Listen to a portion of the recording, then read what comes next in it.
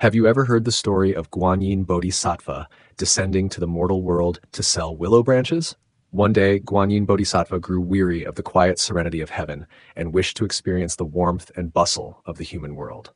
With a gentle transformation, she became an elderly blind woman, carrying a basket of fresh green willow branches, and slowly made her way to Lotus Ferry.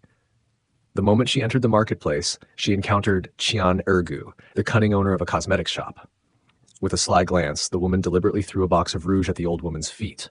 It burst open with a loud crash, scattering bright crimson powder across the ground. Grabbing the old woman's sleeve, Qian Ergu cried out dramatically, "Old blind woman, you have crushed my family's treasured rouge. It is worth 10 taels of silver. You are not leaving until you pay." A crowd quickly gathered. The old woman sighed softly. "Shopkeeper Qian, how can I ever repay such a debt?" Qian Ergu curled her lip. "Seeing how poor you are, I will spare you the silver. Use those willow branches of yours to clean the 3 large water vats in my backyard. If you fail to finish, the willow branches will be mine as payment." With no other choice, the old woman followed her to the backyard.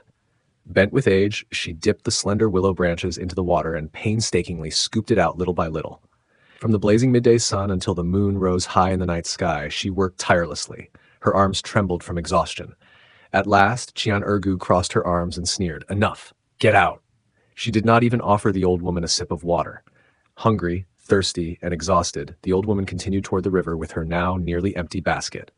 Along the way, she met Joe Boppy, the ruthless boat owner, leading several men. He pointed his whip at her. "Hey, old blind woman, those willow branches of yours are just what I need to plug the crack in my boat. Fix it well, and I'll reward you with half a bowl of porridge." The old woman sighed and quietly agreed.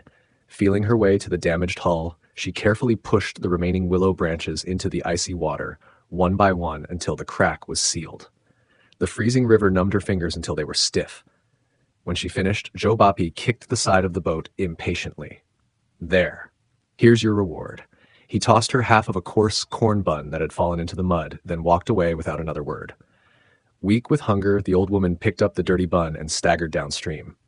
Reaching an old willow tree beside the reeds, she leaned against its trunk to rest. Parched and starving, she reached toward a few tender willow shoots, hoping to moisten her dry lips. Just then, a young fisherman named Shuai hurried over. "Grandmother, please don't break the branches." But when he noticed her exhausted face and the mud-covered piece of bread in her hands, his expression softened. "A few willow buds are worth nothing. Look at how hungry you are." He hurried back to his humble hut and soon returned with half of a warm fish cake and a bowl of fresh water. "Please eat, grandmother. Traveling through this world is never easy."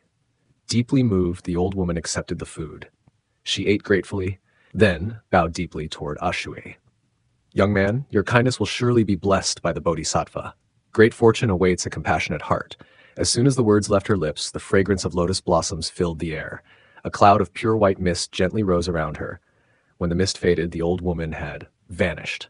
Only a single crystal green willow branch remained where she had stood. The next morning, the entire Lotus Ferry was in an uproar. Every box of rouge and every jar of cosmetic powder in Qian Ergu's shop had turned black overnight, covered in green mold and giving off a foul stench. Her customers disappeared, and her business collapsed. As for Joe Boppy, the moment his boat set sail, the willow branches sealing the crack dissolved into mud. Water rushed in, and the boat sank straight to the bottom of the river, taking all of his cargo with it. Meanwhile, a miracle appeared at Shuai's home. The old broken fishing boat at his door had become a sturdy new vessel. Beneath the willow tree, the branch left behind had transformed into a beautifully crafted golden willow hat. From that day forward, every time Shuai cast his nets, they returned overflowing with fish. His harvests were plentiful, and his neighbors praised him as a man with a truly kind heart.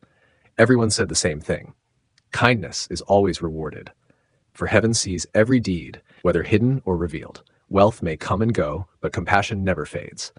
A heart that chooses kindness, helps those in need, and quietly accumulates virtue is the truest foundation for a peaceful life, and the greatest blessing anyone can leave behind.